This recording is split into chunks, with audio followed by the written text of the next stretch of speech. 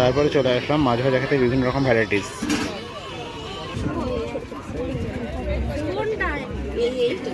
কৈফল মাছ নিলাম একটা, এই ছোট বালিচর পেরিয়ে মেন সমুদ্র।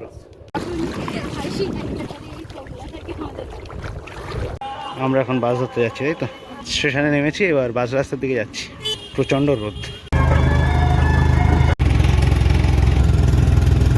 বাসের জন্য ওয়েট না করে একটা অটো নিয়েই বেরিয়ে গেলাম। হাতে নিয়ে দোয়া নিয়ে নদীর উপর ব্রিজ দিয়ে এখন পার হচ্ছি। এই ট্রেনে তুলতে দেয় না। নদী পেরিয়ে গেছি, এখন আমরা বকখালি আইল্যান্ডে। আর এখন যাচ্ছি সোজা ফ্রেজারগঞ্জ, তারপরেই বকখালি।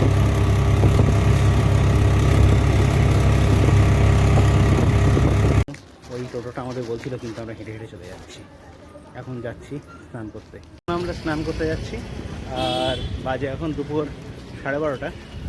এখন জোয়ার না ভাটা যায় না, গিয়ে দেখা যাক। একটু টাকা দিয়ে দাও।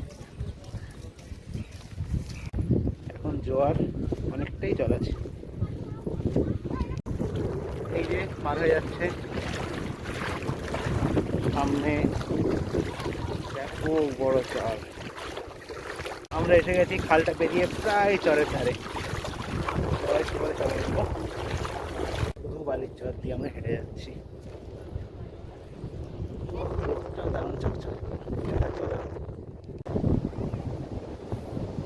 জুতো হাতে নিয়ে আসতে হচ্ছে, তাই না? কারণ এই খাল পেরিয়ে এসছি, কষ্ট হচ্ছে ভালোই। জুতো হাতে করে নিয়ে আসছে, কারণ জুতোগুলো আমাদের বয়ে নিয়ে যেতে হচ্ছে, ঠিক কি না? হেঁটে প্রায় 1 কিলোমিটারের বেশি, তারপরে মেন সমুদ্রের ধারে আসলাম বালিয়াড়ি পেরিয়ে। আর অনেকে নেমে পড়েছে সমুদ্রে, আর এখন জোয়ার, আমরাও নামবো এবার। বকখালি প্রতিবারের মতোই বেশ ফাঁকা পাবো ভেবেছিলাম, তবে এবার তাও কিছু লোকজন আছে দেখছি।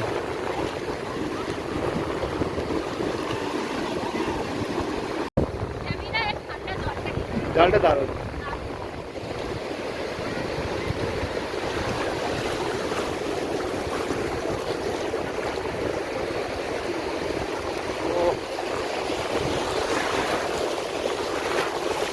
হেভি জল, হেভি জল, হেভি জল, হেভি জল। টাটা বন্ধুরা, এসে গেছে সমুদ্রের মধ্যে, নিচে জল। আর এই ব্যাগে আমার সব কিছু আছে, একটু মাঝখানে সবাই ভালো থাকবেন, টাটা।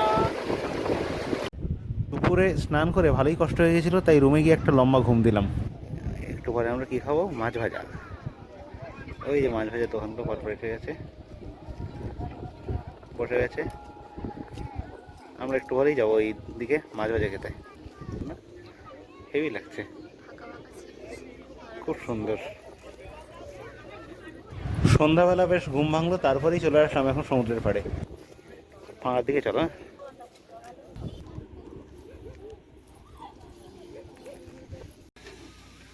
আমরা প্রথমেই কিনে নিলাম একটা কৈফল মাছ। আর এই কৈফল মাছ এই বকখালির এখানে বেশ ভালোই পাওয়া যায়। কৈফল মাছটা বেশ সুন্দর গ্রেভি বানিয়ে দিল আমাদের।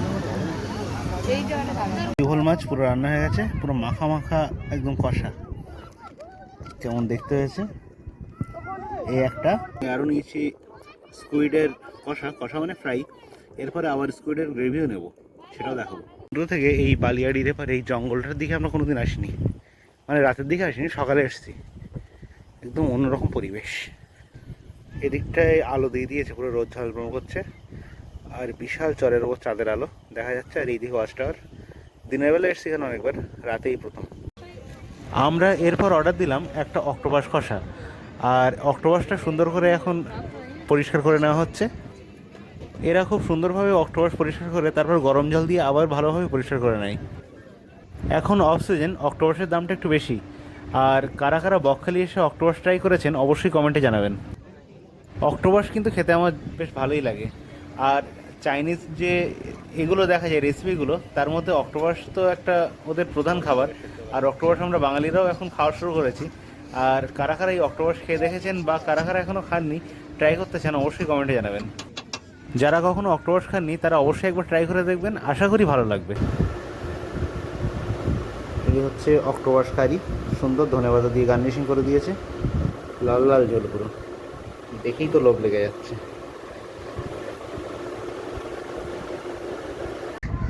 গুড মর্নিং সবাইকে। আমরা হোটেল থেকে চেক আউট করে সমুদ্রের ধারে এসে গেছি। আমাদের বাস একটু পরে।